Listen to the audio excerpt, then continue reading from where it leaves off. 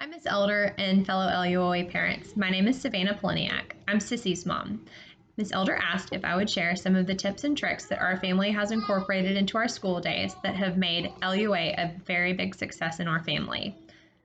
Let me add to that I am not a professional educator, so please take what I say with a grain of salt. Also, never did I ever imagine that we would be schooling from home. I grew up homeschooling, and let me tell you, it was not the LUOA experience, for which I am eternally grateful. The accreditation, the well thought out lesson plans, the structure, the accountability, and having an actual teacher for my daughters is invaluable. And I am so grateful to share this year with Miss Elder as Sissy's teacher for all of her insights and encouragements. And the relationship that she and Sissy have is just beautiful. That being said, I'm excited to show you some of the things that have made our days better with at-home learning. We start each day with what I call a morning center. We use this Melissa and Doug magnetic calendar to talk about the date. We include the day, the month, the year, and the day of the week. After that, we talk about the season and the weather. There's also a section for activities or how we're feeling. Most recently, we celebrated Groundhog Day.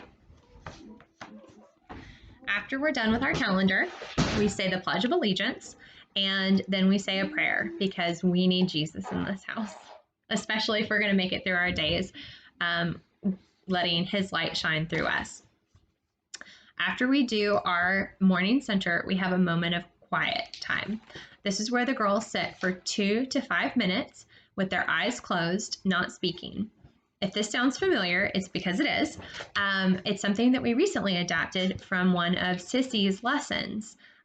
We all liked it so much, and it helped us get into such a good learning mindset that we incorporated it into our morning routine. My second favorite supplementation are monthly center activities from a website called misskindergarten.com. These are the printables that she has. Each month is themed, and they are all for the kindergarten grade. Here's an example of a literacy printout.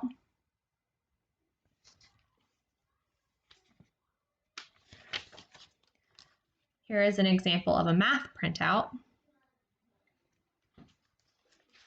And here's examples of some extras.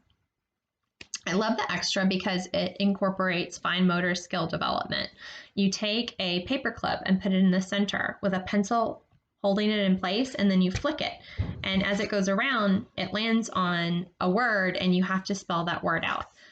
This is also a really fun way to incorporate something mundane like CVC word memorization. I found that the different themes are very engaging for her, and seeing the words in so many different formats is something that really helps it sink in for her to really learn it. They also have these fun little centers that I like to laminate because I'm crazy. Here's an example of a math center. And there are 10 of these hearts, and then you subtract 3, and she can take a dry erase marker and draw a line through 3, and then you get 7. The reason I like incorporating different textiles and different writing materials is because it encourages that fine motor skill development. Not only is she writing it, but then she's erasing it when we're doing dry erase markers. This is a CVC word activity where you have to put the last sound. Again, she can write them with dry erase markers, or she can we have some magnetic letters that she likes to play with. The magnetic letters are fun because I can have her get them with these pinchers. And again, it's pinching and putting down, and it's different muscles than writing, but it's also the same muscles. So their little hands build strength for all the writing that they're going to do in first grade. And then these are my favorite this month, I think. And I added Velcro dots because I'm crazy. But this is where I would separate the letters from the stamps, and she would have to match them.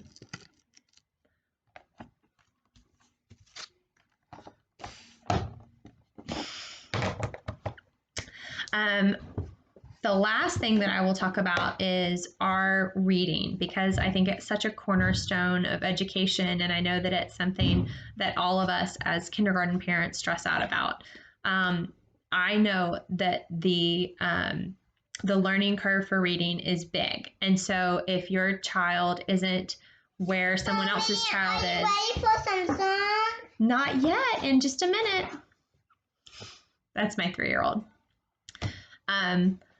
Kids are like popcorn, and they're all going to pop at different times, and that's the right time for them. So please do not feel discouraged. Oh, no, don't play that right now. Mommy's doing something. Can you take that into the living room? Right now, this year in January, we started implementing a program called Raz Kids. It's an online interactive reading enhancement program. And it's a paid subscription. I absolutely love it. It has increased her reading comprehension, her reading. You're going to take it to the living room? Thank you.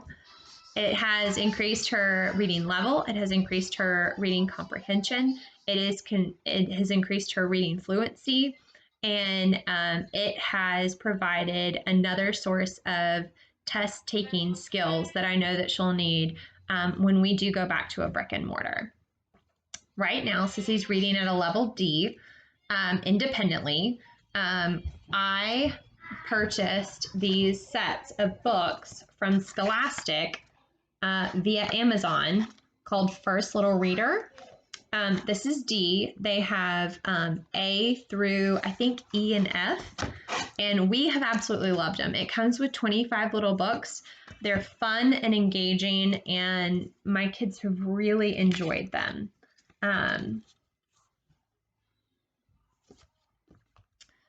We also love the classic Dick and Jane. This has increased Sissy's confidence, and she loves that she's able to read it independently. And most recently, we started co-reading with Sissy, which is something that I didn't do with my eldest that I am really excited about doing this go round and with my next daughter, that I have found to be extremely helpful. This is a series that my 7-year-old read last year, and it's called The Kingdom of Renly. It's a chapter book, but it's a really fun chapter book that has engaging pictures on each page. And what we do is if you open it up,